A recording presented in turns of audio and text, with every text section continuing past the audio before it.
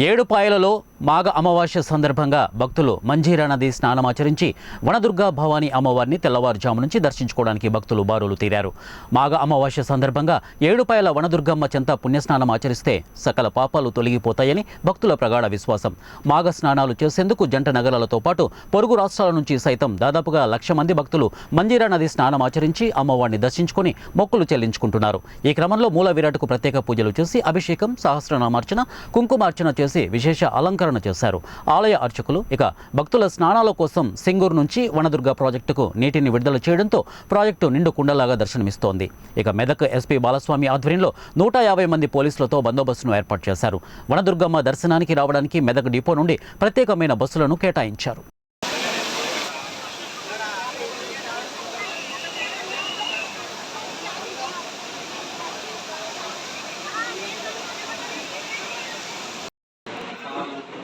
తెలంగాణలో ప్రసిద్ధిగాంచినటువంటి రెండవ జాతరగా పేరుగాంచినటువంటి శ్రీ ఏడుపాయల వనదుర్గమాత అమ్మవారి ఆశీస్సులతో ఈరోజు మాఘ స్నానాల అమావాస్య సందర్భంగా ఇక్కడికి అధిక సంఖ్యలో భక్తులు వచ్చేస్తున్నారు.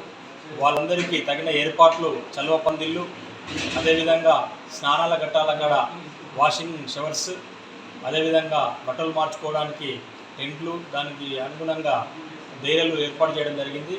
అదేవిధంగా పోలీస్ సిబ్బంది ఇక్కడ పెద్ద ఎత్తున ఈరోజు 130 మంది వరకు 6 సిఐలు, 6 ఎస్ఐలు, 2 సిఐలు, ఒక డిఎస్పీ గారి ఆధ్వర్యంలో ఇక్కడ పర్యవేక్షణలో అంగరంగ వైభవంగా జరుగుతూ ఉన్నాయి. అదేవిధంగా మా పాలక మండలి సభ్యులు, అదే మా కార్యనిర్వహణ అధికారి మోహన్ రెడ్డి గారి సహకారంతో, సిబ్బంది సహకారంతో అన్ని ఏర్పాట్లు చేయడం జరిగింది. అమ్మవారికి వద్దకు వచ్చినటువంటి భక్తులు ఎక్కడైతే మనం షవర్స్ ఏర్పాటు చేశామో అక్కడనే భక్తులు స్నానాలు ఆచరించి అమ్మవారిని దర్శించుకోవాల్సిందిగా కోరుకుంటూ ఉన్నాం. ఎంతో పవిత్ర పుణ్యక్షేత్రమైనటువంటి శ్రీ ఏడుపాయల వనదుర్గమాత అమ్మవారిని దర్శించుకుంటే కోరికలు తీరుతాయని చెప్పి భక్తుల విశ్వాసం. కాబట్టి దానికి తగిన ఏర్పాట్లు మా పాలక మండలి సభ్యులు, ఎండోమెంట్ డిపార్ట్మెంట్ ఆధ్వర్యంలో చేయడం జరిగింది. దీనికి సహకరిస్తున్నటువంటి పోలీస్ సిబ్బందికి, హెల్త్ సిబ్బందికి, అదేవిధంగా ఫిషరీస్ డిపార్ట్మెంట్కు, ఆర్టీసీ డిపార్ట్మెంట్కు, ఆల్ డిపార్ట్మెంట్స్కు, పత్రికా విలేకరులకు ప్రతి ఒక్కరికి పేరు పేరున ధన్యవాదాలు తెలియజేసుకుంటున్నాం. అమ్మవారు ఎంతో ఈ రాష్ట్రాన్ని సుభిక్షంగా ఉంచాలని చెప్పి మా పొద్దున్నే అమ్మవారిని కోరుకోవడం జరిగింది.